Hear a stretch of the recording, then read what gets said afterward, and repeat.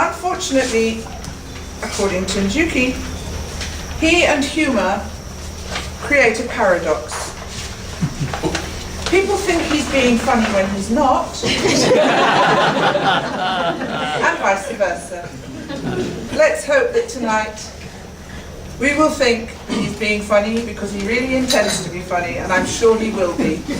The title of Njuki's speech is 3 Feet Before Gold.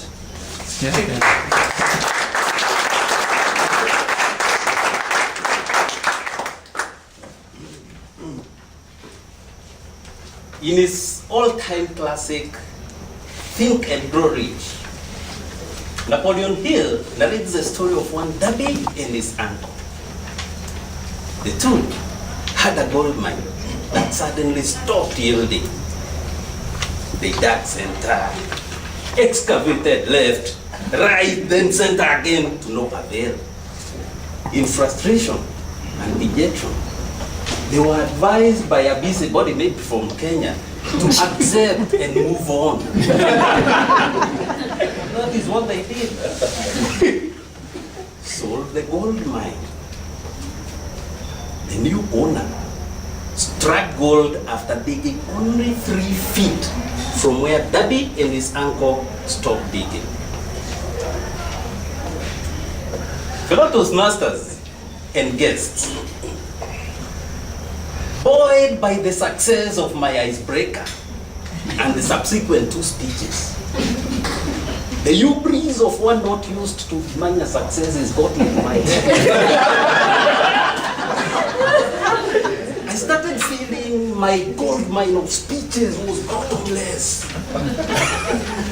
I proclaimed to a fully packed Toastmasters club that I was going to deliver the remaining 7 speeches in a nip of number of months. Well, it is saying that if you want God to laugh, tell him your plan. I did get to my CC10 within a couple of months, then realized my ability to formulate an inspiring speech was not as bad as I thought. It was somewhere between 0 and negative. Try as much as I could to formulate an inspiring speech, I was being rewarded with as much success as someone trying to milk a he-goat. I even took the wise counsel of my sons and went down the spiraling dark water tunnel and splash that they had promised me is very inspiring. They did inspire, please, Tahia. Please, elbow. Plus 2 lessons. When you feel the motivation to give your Toastmaster speeches at your CL projects, do it at that. That is when your gold mine of speeches is productive. It can dry up. And there will be sufficient people advising you to accept and move on. Second, when you feel the urge to give up on your Toastmasters projects, give yourself the push.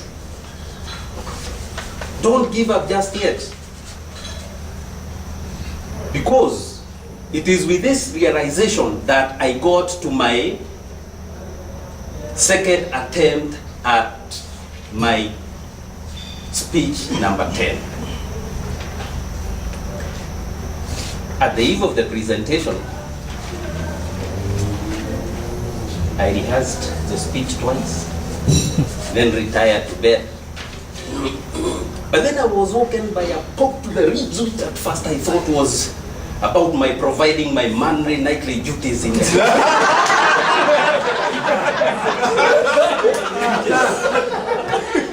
which is mainly to snore away the bangers.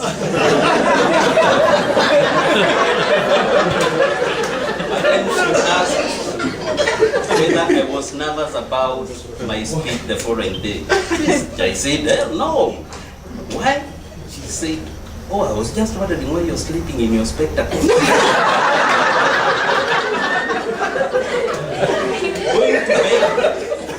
my spectacles was not the mistake. The mistake was removing them. They went crashing down. And from the cracking sound, I knew I had to start figuring out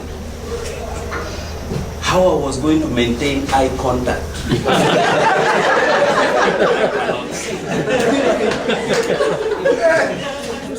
And yet, when I go to the club meeting, I found that my problems were far from over.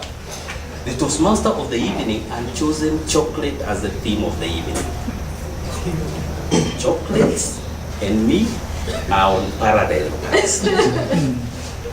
When I was in class 5, I gave the headmaster's daughter a bar of chocolate. The headmaster found out. I could not sit down properly for 2 days.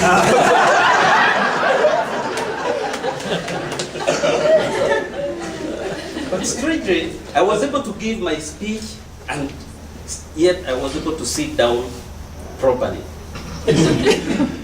Which taught me another lesson. Some of the worries and fears that stop us from achieving our Toastmasters objectives are just imaginary. What does a chocolate that was eaten over 40 years ago got to do with that you can deliver a speech today? How do broken glasses stop you from delivering an oral speech?